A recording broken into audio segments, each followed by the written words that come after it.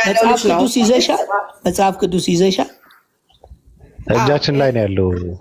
ሁለታችሁ መጽሐፍ ቅዱስ ያዙና እውነት እሱ የሚናገረው ነው እኔ የምናገረው ነው መጽሐፍ ቅዱሳዊ ብላችሁ እንቀጥላለን።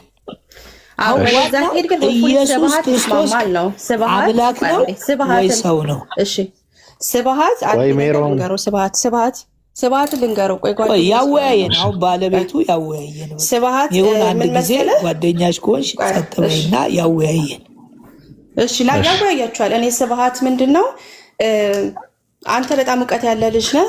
ጀስ እንትን ሰዎች እንዲያናድዱ እድል አትፍቀድላቸው። ይሄንን ነው እውቀትህ እንዲወጣ በጽሞናና በሪስፔክት ባለው ወይ ሀሳብን ለማስረዳት ሞክር። ገባ? እኔ ብዙ መማርበት ሰው ስለሆንክ ማለት ነው። ቀጥል። እሺ የአይጥ ምስክር ድንቢጥ ነው የሚባለው አባባል አለ። ሰዎች እንዳያችሁት ነው። ፈለገ በመጽሐፍ ቅዱስ የሚያምን ሰው ነው። ሲቀጥል ደግሞ ሲያወራ እምነቱ ጠለቅ ብሎ ሲያወራ ከመስማት እንረዳለን። ግን ደግሞ በስላሴ አያምንም። ጴንጤነትም ፕሮቴስታንት፣ ካቶሊክ፣ ኦርቶዶክስ ምናምን የሚባሉ ነገራቶች መጽሐፍ ቅዱስ ውስጥ እንዳላገኛቸው ነው ገለጽ ያደረገው መጀመሪያ ላይ። ስብሐት ደግሞ አለ ትንሽ እንትክንትክ ይላል፣ እምቡር ይላል እንጂ አሁን እናየዋለን እንዴት አድርጎ እንደሚያስተናግደው። ታብታብ አድርጎ ፎሎ ያደርጋል። ሰዎችም ፎሎ አድርጎ አስቀምጠው የመሳደብ የምትፈልገው እንደ ሴት እኮ ነው የምታወራው። እሺ ችግር የለም። ቡር ማለት ስርዓት የለም። አታውቀኝም። ሳታውቀኝም ቡር ስላለ እንዴ ይቅርታ። እሺ ፈለገ ጥያቄ ያለው ለአንተ ያው ሪከርድ አድርጉት ሰዎች፣ ምንም ማድረግ አይቻልም። ፈለገ እምነቱ ዶክትሪኑ ምንድን ነው? እስኪ ጠይቀው። ችግር የለውም ይነግርሃል። እንዴ ክርስቲያን ነው፣ እምነቱ ክርስቲያን ነው። ይጠይቃል። ጥያቄ ያነሳል። አሁን ቆይ ወንድሜ እኔ ልንገረውና እንደማምን አንዴ አዳምጠኝ። እምነቲዝም ማለት የማይታየውን አምላክ በሚታይ ነገር፣ በሚዳሰስ ነገር፣ በሚጨበጥ ነገር ሳይንስ እንደሚለው ማወቅ አይቻልም። ምክንያት በመፍለግ ደግሞ በምክንያት ወይም በሎጂክ አምላክን ማግኘትም ማወቅ አይቻልም። በተጻፈው ቃል ግን አምላክ እንዳለ አሁን እኔ አካሌን አላያችሁም፣ ድምፄን እየሰማችሁ ነው። ወንድሜ ምን አለ? ፈለገ ጳውሎስ አለ የተጻፈውን ስላየ ድምፄን ስለሰማ ፈለገ ጳውሎስ አለ። አካሌን አልፈለገም። አምላክ በቃሉ ነው መኖሩን ያወቅ ነው። መጽሐፍ ቅዱስ ምን ይላል? አንደኛው የዮሐንስ ወንጌል ምዕራፍ 1 ቁጥር 18 መቼም ቢሆን አምላክን ያየው የለም አለቀ። እንደገና በአንደኛ ጢሞቴዎስ ምዕራፍ 6 ቁጥር 16 ላይ እርሱ የማይሞት ነው ይላል። በማይታይ ብርሃን ውስጥ ያለ አምላክን ማንም እዛው ላይ ምን ይላል? ሰው አላየውም። ማንም ሰው የሚባል አላየውም። ስለዚህ አምላክ አልታየም። ስለዚህ አምላክ መኖሩን ያወቅነው በቃሉ ነው። ስለዚህ ስለ አምላክ ለማወቅ ቃሉን ነው። አንዳንድ ጊዜ ሙስሊሞች አንድ አምላክ ይላሉ፣ እስማማለሁ ከነሱ ጋር። ግን በስሙ ከሆነ ወደፊት ቅድምም ሁሱ ጋር ነበርኩ እኔ አሁን ያላዩትን አምላክ 3 አካል አለው ብለው አካል መጽሐፍ ቅዱስ የኛው መጽሐፍ ቅዱስ እግዚአብሔር መንፈስ ነው። መንፈስ ማለት አይታይም፣ አይዳሰስም፣ አይጨበጥም፣ ምንም አይደረግም። ይሄ መንፈስ የሆነው አምላክ ግን በኤደን ገነት ውስጥ ይላል ዘፍጥረት ምዕራፍ 2 ላይ ሄዳችሁ ብታነቡ የአምላክ ድምፅ በኤደን ገነት ውስጥ ነበር። የአምላክ ድምፁ ነው ያለው። አምላክን ማንም አላየውም። በእስልምናም ውሰዱት፣ በኦርቶዶክስ በምንም ብትወስዱት ቁርአኑ ላይም አምላክን ያየው የለም። አምላክን የሚገልጽ ነገር ግን አለ። ምን? ቃሉ። አያችሁ፣ አምላክን ለማወቅ ቃሉን ነው። ይሄንን ቃሉን ስታምን እንደ ሳይንስ እንደ ሎጂክ አይደለም። በቃ አምላክ አለ ብለ ማመን ነው። ይሄ ማለት እምነት ይዝም ማለት እምነታዊ ማለት ነው። እምነት የሚለው አማርኛ ነው፣ ይዝም ደግሞ እንግሊዝኛ ነው። አዊ ማለት ነው። እምነታዊ ሁኑ። ይሄ የማታዩትን አምላክ የማዳሰሱትን አምላክ ቃሉን ድምፁን ብቻ በመስማት እመኑት። ይሄ ደግሞ ሰማያዊ የሆነ ቤተክርስቲያን ውስጥ ያስገባቸዋል ነው። ይሄ መጽሐፍ ቅዱሳዊ ነው፣ አምላክን ማየት ስለማይቻል። ቃሉ ግን እኔን አላያችሁኝም፣ ቃሌን እየሰማችሁ ነው። ፈለገ ጳውሎስ የሚል ጽሑፍም አይታችኋል። ከዚህ የተነሳ ነው እምነታዊ ሁኑ ለማለት ነው እምነት ይዝም ያልነው እንጂ ያቋቋምኩት ሃይማኖት ያቋቋምኩት ነገር የለም። እነ ስብሐት እንደሚሉት አይደለም። ስለዚህ አምላክን ሳያዩት እንዴት ሶስት አካል አለው ብሎ ተናገሩ ነው። ሥላሴ የሚለው ቃል ለረጅም ዘመን ከልጅነት እስከ እውቀት ከ40 ዓመት ምናምን በላይ ግራ የማያገባኝ ለሰው ማስረዳት የማልችል ሁልጊዜ ሶስት አምላክ የሚል ውስጥ እየመጣ የሚጨንቀኝ ነገር አሁን አንዴ ልጨርስ ወንድሜ ያስጨርሰኝ። ባለቤት አለው አቁም ሲለኝ ላቁም። አንዴ ስብሐት ሀሳብ ትሰጣለህ። ራስ ነገርከኝ አይደል? የማውቀውን ነገር ልግለጽበት። ሀሳብ ትሰጣለህ እኮ መጨረሻ ላይ። ስብሐት ተረጋጋ። ኦኬ ቀጥል። ፈለግ ጠየቀኝ እኮ ምንድነው የምታምነው ብሎ ጠየቀኝ። አስጨርሰኝ። ለምሳሌ አሁን እሱ ኢየሱስ ማን ነው? ለሱ አስጨርሰኝ እኮ ትገባለህ እኮ ወደ ክርስቶስ አይደለም ነው የሚለው። ትገባለህ ወደዛ። እምነቱ ይንገረን። ወደዛ እየገባ እኮ ነው። ለሰዎችም ልንገራቸው። ሥላሴ ውስጥ ያለው እኮ ኢየሱስ እኮ ነው። እኔ ብራዘር እሱን አውቃለሁ። ቤቱን ከፍቶ ምንም ነገር ቆይ ኮኛ እናቀው። ተረጋጋ እንጂ ለምን ጨነቀ? አይዞ ተረጋጋ እንዴ። ይቀጥል። እምነቱ ይንገረን። ስሜታው እምነቴን ንገረኝ አልከኝ። ስነግርህ ደግሞ እንትን አትበል።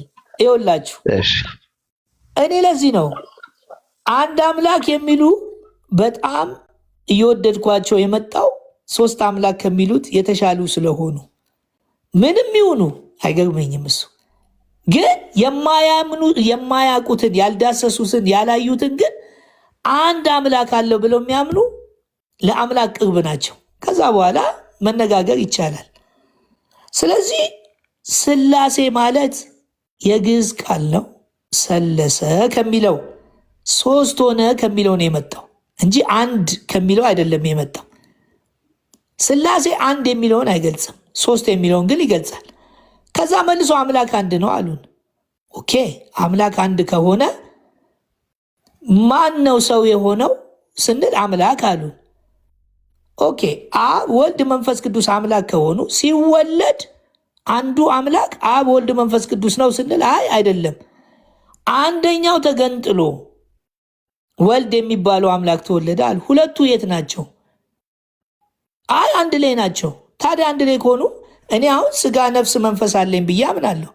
ስወለድም ስጋ ነፍስ መንፈስ ሆኜ ነው የሚወለደው። ብቻውን ስጋ ብቻውን ነፍስ ብቻውን መንፈስ አይወለድም።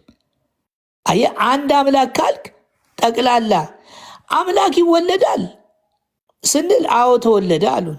ኦኬ ከተወለደ ተዋህዷል ማለት ነው። ከተዋህደ ደግሞ ሲሞት አምላክ ሞተ ማለት አለብን። አምላክ ሞተ ስንል አምላክ አልሞተም፣ ስጋውን የሞተው አይነጣጠልም፣ አይለያይም አላላችሁንም? ራሱ ግን ኢየሱስ አምላኬ አምላኬ ብሎ የተናገረው። አሁን ወደ ውይይቱ ከመግባቴ በፊት እምነት ይዝም ማለት እምነታዊ መሆን ከሳይንስ አስተሳሰብ፣ ሳይንስ ለምድራዊ ነገር ይጠቅማል፣ የሚታይ ነገር ነው። ፍጥረታዊ ነገር ደግሞ የሚታይ ነው። በአምስቱ የስሜት ሕዋሳት እንድንኖር አምላካችን ስጋን ፈጠረልን። ይሄ ስጋ 5 የስሜት ሕዋሳት አለው። በምድር ላይ ግዴታችን ነው። ሳላይ ምናምን የሚባል ነገር የለም። መንፈሳዊ ሲሆን ግን የመንፈሳዊ ክፍል ከአምላክ የሚወለድ እሱን በኋላ እናየዋለን። በእምነት የምናገኘው ነገር ነው እንጂ በሚታይ ነገር ስላልሆነ ሳይንሱን ለፍጥረታዊ ነገር እምነትን ለመንፈሳዊ ነገር እናደርገዋለን። ስለዚህ መጽሐፍ ቅዱስ ላይ አንድም ቦታ አምላክ አካል አለው 3 አካል አለው የሚል ነገር አልተጻፈም። አምላክ ግን መንፈስ ነው። በብሉይ ኪዳን ደግሞ እስራኤል ሆይ ስማ አምላክ አንድ ነው፣ ከኔ በቀር ሌላ አምላክ አይኑርህ ተብሎ አብ ወልድ መንፈስ ቅዱስ የሚባል በብሉይ ኪዳን አልተጻፈም። ታዲያ ለምን በአዲስ ኪዳን ተጻፈ ሲባል አዲስ ኪዳን ላይ ኢየሱስ ምን አለ? ተወለደ። የአምላክ ፈቃድ ስለሆነ ወንድ ልጅ ትወልጃለች ተባለች እንጂ አምላክን ትወልጃለች የሚል ቃል የለም። በብሉይ ኪዳንም ትንቢቱ ምንድን ነው? ድንግል ትጸንሳለች ወንድ ልጅ ትወልዳለች የተባለው። ወንድ ደግሞ አምላክ ነው ካሉ ጾታ አለው ማለት ነው። ጾታ አለው ብለን ስንጠይቅ ደግሞ አረ የለውም አሉን። ስለዚህ አምላክ አልተወለደም፣ ሰው ግን ተወልዷል። ለምን ቢባል በአንዱ አዳም ምክንያት ሞት መጣ፣ በሁለተኛው አዳም ምክንያት ሕይወት መጣ ስለሚል እግዚአብሔር ሊያድነን ሰው የሆነው ኢየሱስ እንዲወለድ አደረገ። ድንግል ትወልዳለች፣ ወንድ ልጅ ትወልዳለች፣ ስሙንም ኢየሱስ ትለዋለች። እሱም ታላቅ ይሆናል፣ የልዑል ልጅ ይባላል። መቼ? ሲወለድ። ቃል ሥጋ ሆነ የሚለውን በኋላም ላስረዳው እችላለሁ። ስለዚህ እምነቲዝም ማለት እምነታዊ ወይንም ቃልን የሚያምን። በዚሁ አጋጣሚ ብዙ ሰው አለ፣ 700 ምናምን ሰዎች አላችሁ። ለትዳራችሁም፣ ለስራችሁም፣ ለንግዳችሁም፣ ለሁሉ ነገር እምነት ከሌለ በዓለም ላይ የምናየው ጦርነት፣ ችግር፣ ረሃብ፣ አለመተማመን ያመጣ ነው። እምነቲዝም ለምን ይጠቅማል ወይ እምነታዊ ለምን ይጠቅማል ሲባል ለትዳር ሁሉ ይጠቅማል፣ ለፍቅር ሁሉ ይጠቅማል። ካልተማመንክ ጦርነት ነው የምከፍተው። መንግስትና ህዝብ ስለማይተማመን ጦርነት ነው የተከፈተው። አያችሁ፣ እምነት ለስጋም ለመንፈሳዊ ነገር ላላየው አምላክ እንዳለ የሚያስረዳ ነው ብሎ ዕብራውያን ላይ እምነት ማለት ተስፋ የምናደርገውን ነገር የሚያስረግጥልን የሚያስረዳልን ነው ብሏል። ያለ እምነት እግዚአብሔርን ደስ ማሰኘት አይቻልም። ያለ እምነት ከመስማት ነው፣ መስማትም በእግዚአብሔር ቃል ነው ይላል። እምነቲዝም ማለት ይሄ ነው። ሃይማኖት አይደለም፣ የተቋቋመ ነገር አይደለም፣ ድርጅትም አይደለም። ወንድሜ በጣም በጣም በጣም በጣም ነው የማመሰግነው። እግዚአብሔር ይስጥልኝ። ከይቅርታ ጋር ያጠፋሁት ነገር ካለ ንገረኝና ይቅርታ እንድልህ እድልን ስጠኝ።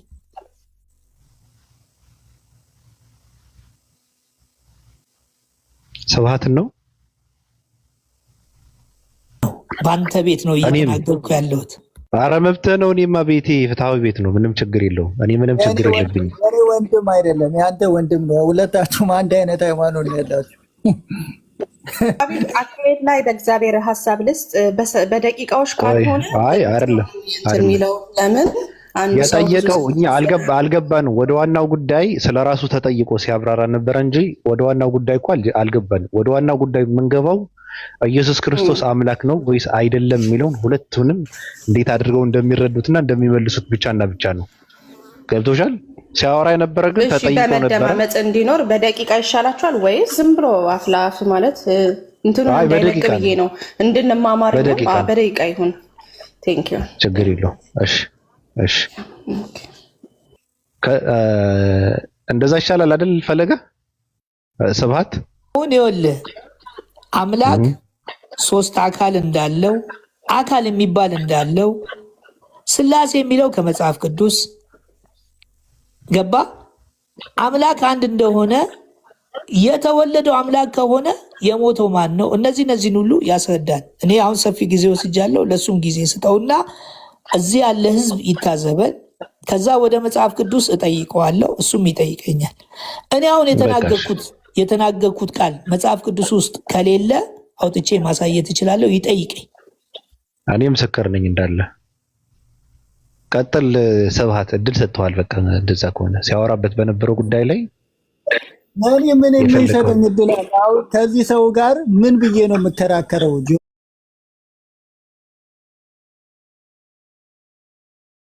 ነው የምከራከረው። በምን ጉዳይ እንወያያለን? ኢየሱስን እሱ አንተ እንደሞተ ስለ አምላክህ ስበክ፣ ግድ የለም እሱ የፈለገ ይሁን፣ ይሁዳም ሄሮዶስም ይሁን ችግር የለውም። የእኔ አምላክ የእስራኤል ቅዱስ ዘዳግም ምዕራፍ 23 ላይ እንደሚናገረው እግዚአብሔር አምላካችሁ አንድ ነው እንደተባለ አምላኬና አባቴ እግዚአብሔር አንድ አምላክ ነው። ያህዌ ይባላል። ያህዌ ደግሞ በዕብራይስጡ ኤሎሄም ይባላል። ኤሎሄም ከአንድ ቁጥር በላይ ያመለክታል። ያለና የነበረ የሚኖር ሁሉን የሚገዛ ጌታና አምላክ ቅዱስ ቅዱስ ቅዱስ ያለና የምትኖር እየተባለ በሶስትነትና በአንድነት ይመለካል። ሶስትነት ሲባል ፐርሰን ማለት ነው። እኔ የሚል ማንነት ያለው ማለት ነው። አካል የሚባለው እኔ የሚል ማንነት ያለው ማለት ነው። አካል ማለት ይሄ ነው። እኔ ብሎ መናገር የሚችል ዘጸአት ምዕራፍ 3 ላይ እንደሚናገረው ለሙሴ ሲናገረው ማን ላከኝ ልበላቸው ሲል እኔ ያለና የነበረ እሱ ላከኝ በላቸው እንዳለ ጌታ ኢየሱስም ሲመጣ ወደዚህ ምድር እኔ እውነትና መንገድ ነኝ፣ በእኔ በቀር ወደ አብ የሚመጣ የለም እንዳለ ዮሐንስ 14 ላይ ሊይዙትም ባሉት ሰዓት በፍቃዱ ስለሆነ የሞተልን ኢየሱስ ማንን ትፈልጋላችሁ? የናዝሬቱ ኢየሱስ እኔ ነኝ ሲላቸው ፍግም ብለው ወድቀዋል። እኔ ማለት የሚችል ስልጣን ያለው ስም ኢየሱስ፣ እግዚአብሔር ወልድ፣ እግዚአብሔር አብ፣ እግዚአብሔር መንፈስ ቅዱስ አንድ አምላክ አንድ መለኮት አማልክቶችን የማናመልክ የአማልክት አምላክን አንዱን እግዚአብሔርን አብ ወልድ መንፈስ ቅዱስ ማቴዎስ 28 ላይ በአብ በወልድ መንፈስ ቅዱስን ያጠመቃችሁ ደቀ መዛሙርቴ አድርግ። እኔ መስማት ለሚችሉ ሰዎች ስለሆነ የምናገረው ማስረጃ ማቴዎስ 28 አብ ወልድ መንፈስ ቅዱስ። ዘጸአት ምዕራፍ 3 ላይ እኔ ያለና የሚኖር አምላክ ነኝ። ራዕይ ምዕራፍ 4 ላይ ራዕይ ምዕራፍ 5 ቅዱስ ቅዱስ ቅዱስ ያለና የምትኖር ሁሉን የምትገዛ ጌታና አምላክ እየተባለ ኢሳይያስ ከነቢያት ምዕራፍ 6 ላይ በከፍ ባለ ዙፋን ላይ አየሁት ማንን? መላእክቱም ክሩቤልና ሱራፌል ክንፎቻቸው ፊታቸው እግሮቻቸው እየሸፈኑ ምን ብለው ያመልኩታል? ቅዱስ ቅዱስ ቅዱስ ይላሉ። ይሄ እግዚአብሔር ወደ ምድር ተገለጠ። ሮሜ 9:5 ላይ እሱም በስጋ መጣ የተባረከ አምላክ ነው። በስጋ መጣ የተባረከ አምላክ ነው። ኢሳይያስ ምዕራፍ 9 ላይ ከአንቺ የሚወለደው ከድንግሊቱ የሚወለደው ድንቅ መካር አያል አምላክ ነው ይላል። ስለዚህ የተወለደው አምላክ በስጋ ተወለደ። ጴጥሮስ መልእክት ላይ በስጋ ሞተ በመንፈስ ያው ነበር ይላል። ስሙ ይባረክ። ስለዚህ እግዚአብሔር አብ ልጅ ከዘላለም ጀምሮ የአብ ልጅ የነበረው ተገለጠ። አንደኛ ዮሐንስ መልእክት ምዕራፍ 1 ከአብ ዘንድ የተገለጠውን ይላል። ያየነውን የዳሰስነውን የሰማነውን እናወራለን። ከማን ዘንድ የተገለጠው? ከአብ ዘንድ። ከአብ ጋር የነበረ ማለት ነው። የነበረና ያለ ኢየሱስ ሁሉም ፈጣሪ ነው። ዮሐንስ ወንጌል ምዕራፍ 1 ላይ ከሆነውስ አንድስ ያለ እርሱ አልሆነም፣ ሁሉ በእርሱ ተፈጠረ፣ ከአንድም ያለ እርሱ የሆነ ነገር የለም። ዕብራውያን ምዕራፍ 1 ቁጥር 1 እግዚአብሔር ዓለማትን በፈጠረበት በልጁ በዚህ ዘመን ተናገረን። ቆላሲስ ምዕራፍ 1 ቁጥር 10 ላይ ዙፋናት ቢሆን የሚታየውና የማይታየው ቢሆን ዙፋን፣ አለቅነት፣ ጌትነት ሁሉ ቢሆን በእርሱ ተፈጥረዋል። ሁሉ ለእርሱና ለእርሱ የተገባው ነው። አሌሉያ! ዓለማት ሁሉ በማን ተፈጥረዋል? በክርስቶስ። የሚታየውና የማይታየውን እሱም ብቻ አንብቤ እንደውም እጨርሳለሁ። ቆላሲስ ምዕራፍ 1 ላይ አሌሉያ! ደስ ሲል እንዴ! ስለ ጌታማ የምናወራው ነገር አለ እንዴ! አይሰማ ወንድም አለ። ችግር የለውም ችግር የለውም አለ። እሺ ቆላሲስ ምዕራፍ 1 ቁጥር 15 ላይ እንዲህ ይላል፣ እርሱ የማይታይ አምላክ ምሳሌ ነው ማለት የአብ ልክ እኔና አብ አንድ ነን እንዳለው የሚታዩትና የማይታዩት ዙፋናት ቢሆን ወይም ጌትነት ወይም አለቅነት ወይም ስልጣናት በሰማይና በምድር ያሉት ሁሉ በእርሱ ተፈጥረዋልን። ከፍጥረት ሁሉ በፊት በኩር ነው።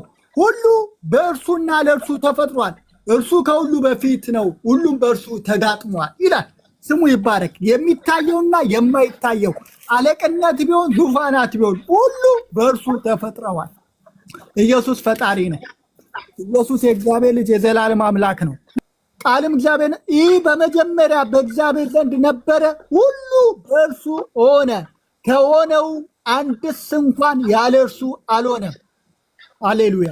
ሁሉ በእርሱ ነው የሆነው። ኢየሱስ የእግዚአብሔር ልጅ እግዚአብሔር ነው። ኢየሱስ ፈጣሪ ነው። ኢየሱስ አምላክ ነው። ይኸው የሁሉ የመጽሐፍ ቅዱስ ክፍል እሱ አምላክ እንደሆነ ማቴዎስ ወንጌል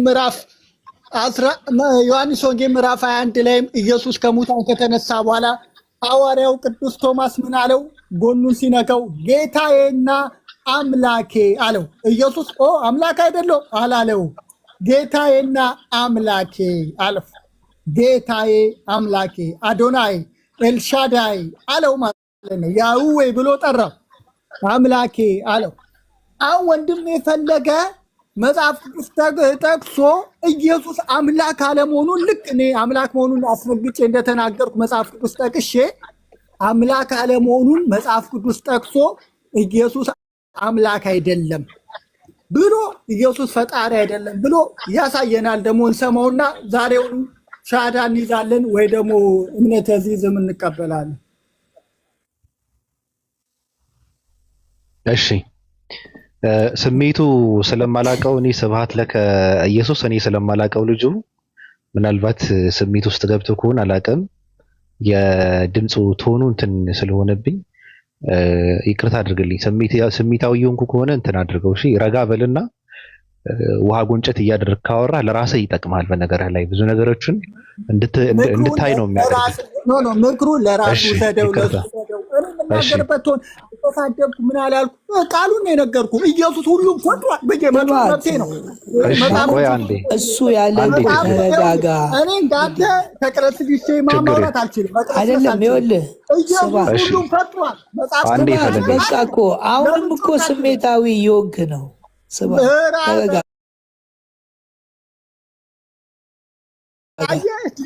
ነገሩ መቀየር የምትፈልጉት አይደለም። እኔ እኮ ፈለገ አንዴ ችግር የለውም። ፈለገ አንዴ ለእኔ አይነት ሃይማኖተኛ እውነት ካለ አትረጋጋም? አሁን ለምን አትረጋጋም? ፈለገ አንዴ እኔ አረጋጋዋለሁ። ችግር የለውም። እሺ በቃ እድል ልስጠው አንዴ። እሺ ሚት አድርግ። በቃ እድል ልስጠው። እኔ አሁን ፈለገ ቅድም እንትን ስለሰጠ ሀሳብ እንትን ጥያቄን ቀጥል ፈለገ።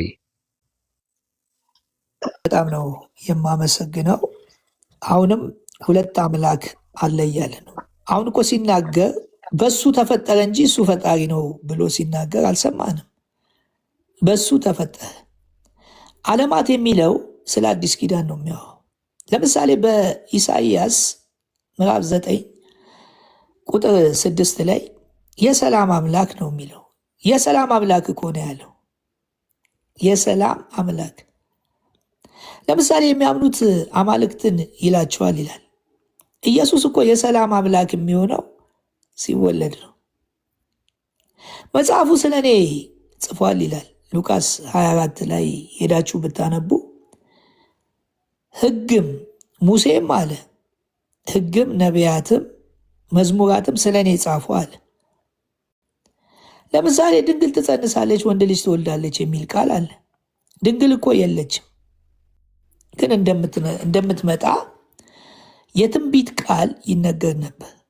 ኢየሱስ እንደሚመጣ የትንቢት ቃል ይነገር ነበር እንጂ በብሉይ ኪዳን ኢየሱስ የሚባልም ስምም የለም። ወንድ ልጅ ትወልጃለሽ ስሙንም ኢየሱስ ትይዋለሽ የተባለው ሲወለድ ነው። የሰላም አምላክ የሚል ቃል ስላለ ይኸው አምላክ ነው አሉ። የሰላም አምላክ ከታች እኮ የዳዊትን ዙፋን ይሰጠዋል ይላል። አምላክ ሆኖ እንደገና ሌላ ዙፋን የሚሰጠው ከአምላክነቱ ዝቅ ብሎ ነው። የሚገርማችሁ ሉቃስን አውጣልኝ ወንድሜ፣ ሉቃስን አውጣልኝ። በጣም አዳምጡ። ኢየሱስ ሰው መሆኑን በደንብ ነግራችኋለሁ። በደንብ ሉቃስ የሚያወጣልኝ አለ። ትንሽ መነጽሬ ስለጠፋ ሰሞኑን ማንበብ ሉቃስ ስንት ችግር የለም። መነጽር በጣም አትግባ በአንተ አልገባውም። አትግባ አትግባ አንዴ ባንተ አልገባውም ስብሐት። ለዚህ እኮ ነው እሱ ኦኬ ተራ በተራ አትግባ። በቃ እኔ እንድናወራ ባንተ አልገባውም አይደለ? አትግባ ወርዳለሁ። በቃ ቻው ቻው ብቻ ናውራ። ተራ በተራ ታውቃለህ። አንዴ ሉቃስ ሲጠቀስ ታውቃለህ እኮ እያነበበ ነው። አንዴ አማራት ነው ያልከው ፈለገ ሉቃስ አንድ ቁጥር የውይይት ህጉን አታውቀውም እንዴ ብራዘር? ማነው ባፊ ነው? ያው ሰው መሆኑን ላሳየህ አውቀዋለሁ። አውጥልኝ ስላለ ተረጋጋ አንተ። ኢየሱስ ሰው ነው። ኢየሱስ ፈጣሪ መሆኑ የጠቀስኩባቸውን ቦታዎች አንተ በእሱ ተፈጠረ ነው ያልከው እንጂ ፈጣሪ ነው አላልክም። ስለዚህ ምን ማለት ነው? በእሱ ተፈጠረ ማለት እሱ ፈጣሪ ነው ማለት አይደለም። ምን ማለት ነው እኮ ተልሚ በእሱ ተፈጠረ ማለት ነው ማለት ነው። ስለፈጠረ እንደው ወይ አንዴ ፈለገ አንዴ ቆይ እናረጋ ቆይ እናስተካክለው። ስብሐት ሰላም ብያለሁ። ሰላም ስብሐትዬ፣ ያው እኛ መንፈሳዊ ሰዎች ነን። ያው ተረጋግተን ማውራት መቻል አለብን። ምንም ቢሆን ሀሳቡን ማክበር አለብህ፣ መከባበር አለብህ። ትክክልም ላይሆን እኮ ይችላል። ሀሳቡን አላከብርም አይደለም። እኔ ተራ በተራ ልናወራ ተራ በተራ ለማውራት አይደለም። ባክ ኤንድ ፎርዝ ዲያሎግ ማድረግ ከፈለክ ከኔ ጋር ታረጋለህ፣ ችግር የለውም። አንተ የምትፈልገው ባክ ኤንድ ፎርዝ ዲያሎግ ነው። እሱ ደግሞ ማድረግ የሚፈልገው ሲሜትሪካል ዲያሎግ ነው የሚፈልገው። እሱ ያወራል፣ እሱ አውርቶ ሲጨርስ አንተ ታወራለህ። እሱ ሲያወራ ለምሳሌ እሱ ቅድም ባወራበት ኢየሱስ ፈጣሪ አለመሆኑን ታወራ ዝም ብሎ ሲያዳምጥ ነበረ። አንዴ ስብሐትዬ እኔ አድምጬዋለሁ። መጀመሪያ ሀሳቡን በሰጠበት ጉዳይ ላይ ኢየሱስ ሰው መሆኑን መወለዱን አወራ፣ ተናገረ። እኔ ፈጣሪ መሆኑን ጥቅስ ተናገርኩ። አሁን እሱ መናገር ያለበት እኔ ባነሳኋቸው ጥቅስ ላይ እኔ ፈጣሪ ነው ብዬ ያነሳሁትን ጥቅስ አይ ፈጣሪ አይደለም እኮ ሪፍሌክት እያደረገ ሪባትስ እየሰጠኩ ነው እየሰጠነው ለታዳሚው ትተውና እሱ የፈለገው ሲሜትሪካል ዲያሎግ ማድረግ የፈለገው ካንተ ጋር እኮ እያወራ ነው። መጨረስ አልጨረሰም እኮ ማል አፋፉን ትለዋለህ። እና ምንድነው እንደዚህ አይነት ነገሮች ደግሞ አንተ አሁን ገባው ሰምተኛ ከስር ስናዳምጥ ነበር ስብሐትዬ። ቆላሲስ ምዕራፍ 1 ላይ ሁሉም ፈጠረ። ቆላሲስ ምዕራፍ 1 ላይ ሁሉም ፈጠረ አልኩኝ። እሱን ጥቅስ ያወጣና እሱ እንዳልፈጠረ እሱ ፈለገም ያወራ ፈለገ አንተ ነው ወይ ሌላ ሰው ነው? ፈለገ ቀጥል ማለት ሲሳይ ማለት ወጥ ቀማሽ ነው። ሲሳይ ለምን ተወጣለ? ማግባባት ነው ማዳመጥ ያቃመድብላቸው ማለት ፈለገ እንዳወራ እየታፈነ መሰለኝና ይሄ ደግሞ ፌር አይ ችግር የለውም አስወራዋለሁ። ችግር የለውም። አንዴ ስብሐት እንዳትረብሽ። ለምንድን ነው ሲሳይን የምታወርደው? እናንተ ብዙ ናችሁ። ሲሳይ ለምን ይገባል። ችግር የለውም። ኧረ ችግር የለውም። ግድ የለህም። እሱም ቃል እግዚአብሔር ነው እየሰበከ ያለው። ጴንጤዎችም ይግቡ፣ ሁሉንም አስገቡልኝ። ስላሴን የሚያምኑ በሙሉ አስገቡልኝና ዛሬ ከስላሴ አስወጣቸዋለሁ። አስገቡልኝ። ሲሳይን አስገባውና ማወያየት ይችልበታል። ብዙ ጊዜ ስለሚያወያይ። እሺ አንተ አትችልም?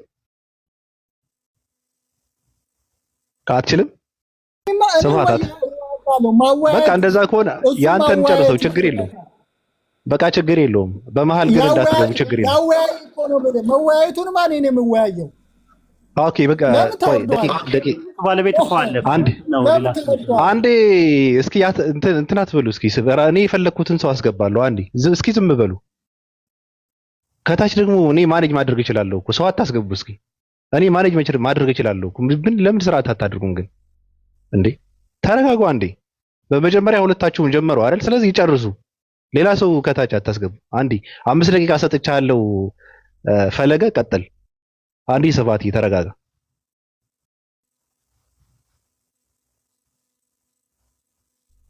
ፈለገ ቀጥል። ሉቃስ ምዕራፍ 1 ከቁጥር 26 ጀምሮ ታወጡልኛ። የሚገርማችሁ ሰሞኑ መነጽሬ ጠፋ። ሰኞ ሄድና እስቲ አሳይና ገዛለሁ። ይቅርታ ብዙ ነገሮች ማንበብ እየቻልኩ ይሄ ቲክቶክ መነጽሬን እንትኔን አይኔን እንትን ብሎኛል። ሉቃስ 1 ከቁጥር 26 ጀምሮ አንብብልኝ። ቀስ እያልክ አንብብልኝ። ይኸው በደንብ አዳምጡ። ማን እንደተወለደ ላሳያችሁ ነው። አንብብለት።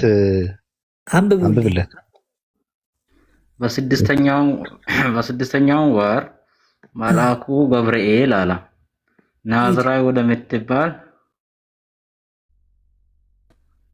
ገሊላ ከተማ ከዳዊት ወገን ለሆነው ዮሴፍ ለሚባል ሰው ወደ ታጨች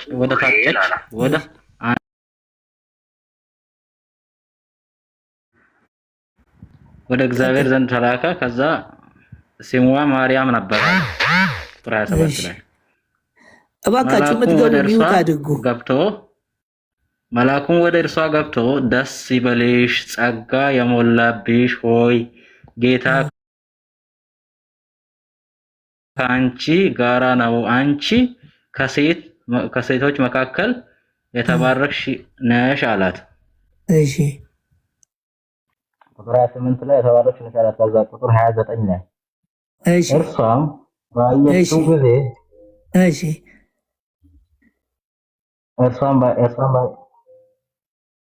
ባየችው ጊዜ አለ ባየችው ጊዜ ከንግግሩ በጣም ደነገጠችና ይህ እንዴት ያለ ሰላምታ ነው ብላ አሰበች አለ። ከዛ ቁጥር 30 ላይ መልአኩም እንዲህ አላት፣ ማርያም ሆይ በእግዚአብሔር ፊት ጸጋን አግኝተሻል፣ አትፍሪ አላት። 31 ላይ እነሆ ትጸንሻለሽ፣ ወንድ ልጅም ትወልጃለሽ። ከዚህ በኋላ ያዝልኝ፣ ቆይ ያዝ እያደረግህ እነሆ ምን ትያለሽ? ሰዓት እየሄደበት ስለሆነ የሚለው ወንድ ልጅ ቀጥል። ለዛውም ጾታ ያለው ወንድ ቀጥል። ትወልጃለሽ፣ ስሙንም ኢየሱስ ትይዋለሽ አላት። ስሙ ኢየሱስ የሚባለው መቼ ነው? ስትወልድ። ቀጥል ቀጥል። ስሙንም ኢየሱስ ትይዋለሽ አለ። እሺ ከዛ ቁጥር 32 ላይ እርሱ ታላቅ ይሆናል፣ የልዑል ልጅም ይባላል። ታላቅ ይሆናል አለ። መቼ ነው ታላቅ የሚሆነው? ኢየሱስ ሲወለድ። ቀጥል። እሺ እርሱ ታላቅ ይሆናል፣ የልዑል ልጅም ይባላል አለ። የልዑል ልጅ ይባላል መቼ? ሲወለድ ነው። ከዛ በፊት አይደለም። ጌታ አምላኩም የአባቱን የዳዊትን ዙፋን ይሰጠዋል። የአባቱ ሰው የሆነው ዳዊት የዳዊትን ዙፋን ይሰጠዋል እንጂ አምላክ ሆኖ እንደገና ዙፋን ይሰጠዋል እንዴ? አምላክ አየህ ሰው መሆኑን። ቀጥል አዳምጥ እያንዳንድ። እሺ ቁጥር 33 ላይ በያዕቆብም ቤት ለዘላለም ይነግሳል አለ። በያዕቆብ መጨረሻ የለውም። የመንግስቱ መጨረሻ የሌለው ከተወለደ በኋላ ነው። እሺ አንደኛ ጢሞቴዎስ ግባ። አንደኛ ጢሞቴዎስ ተመልከቱ። አንደኛ ጢሞቴዎስ እሺ ስንት ላይ? 2:5 ላይ ምዕራፍ 2:5 በደንብ አዳምጡ። እዚህ ጋር ቁጥር 5 እሺ ጢሞቴዎስ 2:5 ላይ እሺ በደንብ አዳምጡ። አንድ እግዚአብሔር አለና አለ። 5 ላይ አንድ እግዚአብሔር አለና። ስንት እግዚአብሔር? ድገመው ለሰዎች። አንድ እግዚአብሔር አለና። በዚህ አጋጣሚ ልንገራችሁ፣ እግዚአብሔር የግዕዝ ቃል ነው። ፈጽሞ እግዚአብሔር አምላክነቱን አይገልጽም። አንድ አምላክ በሉ ከዛሬ ጀምሮ። ለምን መሰላችሁ?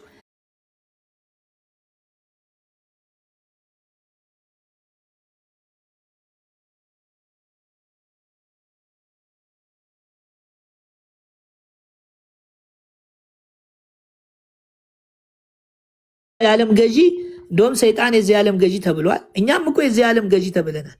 አምላክን ስለማይመጥነው አንድ አምላክ ብለህ አንብበው። እሺ እግዚአብሔር የሚለውን ተወው።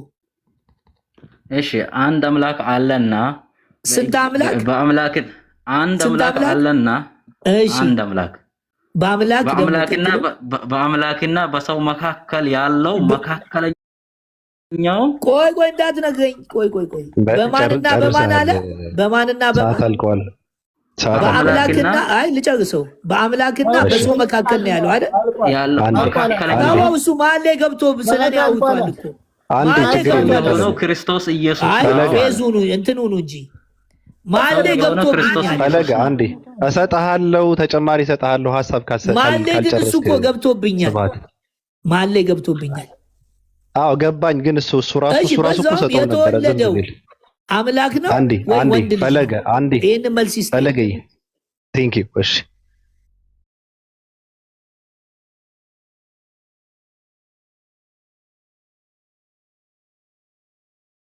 ቅዱስን ይከፍትልኛል ወይስ ራሴ ላምበው? ታወጣልኝ ከዛ ላይ ጥሩ የተወለደው ወንድ ልጅ ነው ወይስ ነው? አሁን ለኔ ነው። መልስ መልስ። ይሄ መጽሐፍ ቅዱስ ነው። መልስ።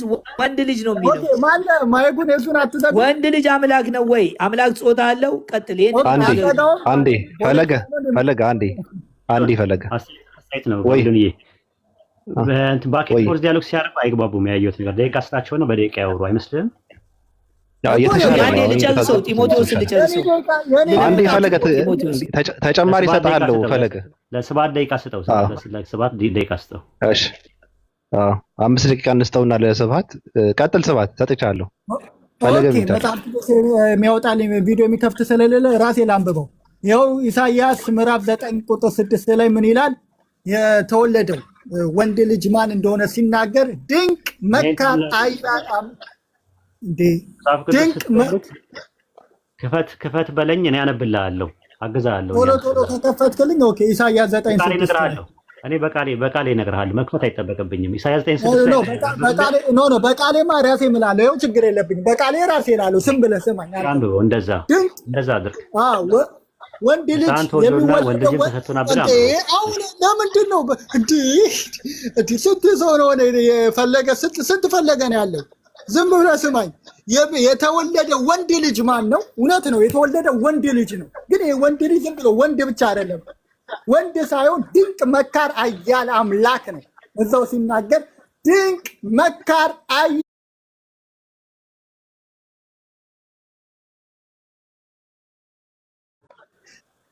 ዮሐንስ ወንጌል ምዕራፍ 17 ቁጥር 5 ላይ ደግሞ መጀመሪያ ሳይወለድ ምን ነበር ብሎ እያወራ ነበረ። ዓለም ሳይፈጠር በአንተ ዘንድ በነበረኝ ክብር አክብረኝ ነው ያለው። ዓለም ሳይፈጠር ኢየሱስ ከአብ ጋር ነበረ። መጽሐፉ የሚለው ይሄ ነው። ኢየሱስ ዓለማትን ሁሉ ፈጥሯል። ቆላስይስ ምዕራፍ 1 ቁጥር 10 አለቅነት፣ ዙፋናት፣ ሰማያትን ሁሉ ፈጠረ ይላል መጽሐፍ ቅዱስ። ኢሳይያስ ምዕራፍ 43 ላይ ደግሞ ስለ ፈጣሪ ቅድም ሲያወራ በእርሱ ተፈጠረበት እንጂ ፈጠረው አይልም አለ አቶ ፈለገ። መጽሐፍ ቅዱስ ደግሞ ሲናገር ኢሳይያስ ላይ ኢሳይያስ 43 እኔ ፈጣሪ እግዚአብሔር እኔ ብቻ ነኝ፣ በጨለማ በስውር አልተናገርኩም፣ ከእኔ ጋር ማንም የለም፣ ብቻዬን ነው የፈጠርኩት ይላል መጽሐፍ ቅዱስ። እኔ ፈጣሪ እግዚአብሔር ብቻዬን ነኝ የፈጠርኩት ይላል። ቅድም ፈለገ ምንድን ያለው? ተባብረው ፈጠሩ ሊል ነው እግዚአብሔርና ኢየሱስ። መጽሐፍ ቅዱስ ግን እንደዛ አይልም። መጽሐፍ ቅዱስ ብቻዬን ፈጣሪ ነኝ ነው የሚለው። ኢየሱስ መጣና ዓለማት ጥቅሱ ነገር እየነገርከን ስብሐት፣ ጥቅሱ እየነገርከን ጥቅሱ እያነበብክ ኢየሱስ ያለበትን እየጠቀስክ ነው እንትን ማድረግ ያለብህ። በቃ ተናግሬያለሁ። ኢሳይያስ 43 ብያለሁ። ገብተህ ማንበብ ነው። እግዚአብሔር እኔ ፈጣሪ ነኝ፣ ሰማያትን የፈጠርኩ እኔ ነኝ ይላል። ብቻውን እግዚአብሔር እንደፈጠረ ይናገራል። የለም ይቅርታና በብሉይ ኪዳን ኢየሱስ የሚለውን አንዴ ፈለገ አትግባ፣ ይጨርስ። አንድ ሰው አሁን የተናገርከው መጽሐፉ አይልም ካለኝ ገለጥ አድርጌ አሳየዋለሁ። ውሸታም ካለኝ ከዛ አሳየዋለሁ። ሰማያትን ምድርን ፈጥሬአለሁ ይላል እግዚአብሔር። እኔ ብቻ ነው የፈጠርኩት ይላል እግዚአብሔር። አይልም ካለ አወጣለታለሁ። ስለዚህ ብቻውን የፈጠረ ኢየሱስ አይልም። አንዴ ፈለገ አንዴ ይጨርስ። አንዴ ዓለማት ሁሉ የፈጠረ ብቻውን እግዚአብሔር ነው። ስለዚህ ኢየሱስ እግዚአብሔር ስለሆነ ሰማይና ምድርን ፈጥሯል ማለት ነው። ስሙ ይባረክ። ሮሜ 9:5 ላይ በስጋ መጣ፣ እርሱም የተባረከ የዘላለም አምላክ ነው ይላል። ምን ያለ? የተባረከ የዘላለም የአባቶቻችን አምላክ ነው ይላል። የአባቶቻችን ከአባቶቻችን በስጋ የመጣው እሱ የተባረከ የዘላለም አምላክ ነው። ሁሉንም የፈጠረው ነቢያትን ሁሉ የፈጠረ በእጅ ጠፍጥፎ የፈጠራቸው ኢየሱስ ነው። ሁሉንም የፈጠረው ማለት ነው። በምድር ላይ ያሉትን ሰው የተባለ ሁሉ ጠፍጥፎ ከጭቃ የፈጠራቸው ማን ነው? ኢየሱስ ነው። የእግዚአብሔር ልጅ እግዚአብሔር ነው። ስለዚህ ውስጥ ያሉትን ሁሉ እዚህ ውስጥ ያላችሁትን ሰዎች የተባሉትን ሁሉ የሃይማኖት መሪ ነኝ የተባሉትን ሁሉ ጠፍጥፎ የፈጠረ የሰራው ኢየሱስ ነው። ፈጣሪ ስሙ ይባረክ። እሱ ነው የፈጠረው። ሁሉን የፈጠረ እሱ ነው። ለሰው ልጅ ባለው ፍቅርም መስቀል ላይ ስለ ኃጢአታችሁ ሞቶ ስለ ጽድቃችሁ ከሙታን ተነስቷል። ኢየሱስን በማመን እረፍት አግኙ፣ እሱ የዘላለም አምላክና የዘላለም ሕይወት ነው ይላል አንደኛ ዮሐንስ መልእክት ምዕራፍ 5 ቁጥር 23 ላይ። አይ ሙሴም እኮ አምላክ ተብሏል። ኖ ኖ ኖ ኖ ኖ፣ ሙሴ እውነተኛ አምላክ አልተባለም። ልጆች ሆይ ራሳችሁን ከጣዖት ጠብቁ አልተባለም። ሙሴን ለእስራኤሎች እንደዛ አልተባሉ። ሙሴ አምላክ ሆኗል፣ ከጣዖት ተጠብቁ አልተባለም። ሙሴ ለገዢው ነው፣ ለፈርዖን ላይ ነው ገዢ ትሆናል የተባለው። ኢየሱስ ግን አንደኛ ዮሐንስ መልእክት ምዕራፍ 5 ቁጥር 23 ላይ እውነተኛ እንደሆነ ያለ ማስረጃ እንዴት ነው? እኔ ማስረጃ አመጣለሁ፣ እሱ ማስረጃ ያመጣል። የኔ ደቂቃ ምንድን ነው የሚባለው እንዴ? አሁን አንደኛ ዮሐንስ መልእክት ምዕራፍ 5 ቁጥር 23 ላይ አልኩኝ እኮ እውነተኛ በሆነው ኢየሱስ ጠፍጥፎ እንደፈጠረ አሳየን። ኢየሱስ አንዴ ፈለገ አንዴ በእናትህ መሰለ ያለ ማስረጃ ጥሩ አይደለም። አንዴ ማስረጃ ችግር የለውም፣ ይጨርስ ችግር የለውም። አንዴ ተረጋጋ። 3 ደቂቃ ስጠኝ። የተቋረጠው 3 ደቂቃ ነው። አይቼዋለሁ። ግድ የለም እኔ አስቆምሃለሁ። ቀጥል። ግድ የለም ምን ያውቀዋለሁ። ኦኬ አንደኛ ዮሐንስ መልእክት ምዕራፍ 5 ቁጥር 23 ላይ እውነተኛ በሆነው በእርሱ አለን፣ ልቦናንም እንደሰጠን እናውቃለን፣ እርሱም የዘላለም ሕይወትና የዘላለም አምላክ ነው። ልጆች ሆይ ራሳችሁን ከጣዖት ጠብቁ ይላል። አየህ፣ ኢየሱስን ካላመለክ የምታመልከው ጣዖት ነው ማለት ነው። ኦኬ ከዚህ በላይ ማለት ነው። እንደፈለገ አይነቱ አይምሮ የጎደለው ሰው ማለት ነው። ስለዚህ አንዴ ስብሐት ወደ እሱ ተመለስ። ከአንተ ጋር ለመወያየት በእውቀት በምንም ጨዋ ስለሆነ ምንም እውቀትም የለም። ችግር የለውም። አንዴ እየተሳደቡ ከሆነ በጣም ከባድ ነው እንዴ። ምን ነው?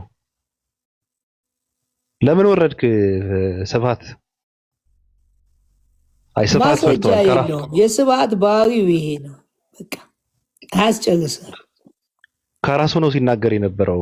አየው ኢየሱስ ክርስቶስ በመጽሐፍ ቅዱስ ለዛውም የዕብራውያን ቋንቋ ያዌ ነው የሚለው ወይንም በእኛ አምላክ ማለት ነው። አምላክ ሰማይና ምድርን ፈጠረ እንጂ ኢየሱስ ሰማይና ምድርን ፈጠረ አይልም። ልጅን ትወልጃለሽ ስሙንም ኢየሱስ ትይዋለሽ የተባለው በአዲስ ኪዳን እንጂ በብሉይ ኪዳን አይደለም። ኢየሱስ የሚለው ስም የአዲስ ኪዳን ስም ነው።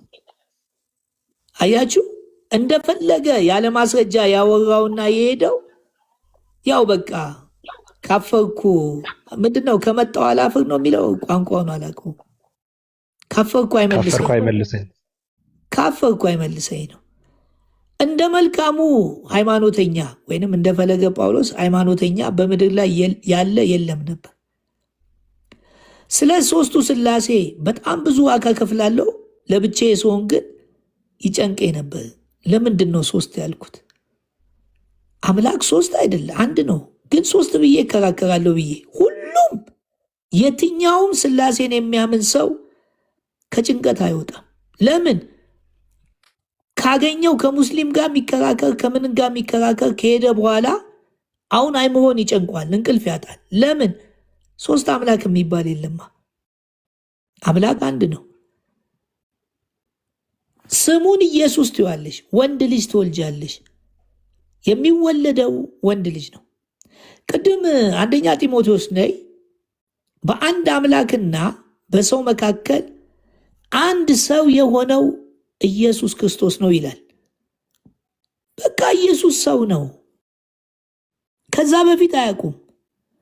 እስራኤሎችን እኮ ሄዳችሁ ወይንም አይሁዶችን አሁን ብትጠይቋቸው እኛ እኮ አብ ወልድ መንፈስ ቅዱስ ሶስት አምላክ የሚባል ነገር እኮ አናውቅም ነው የሚሏቸው።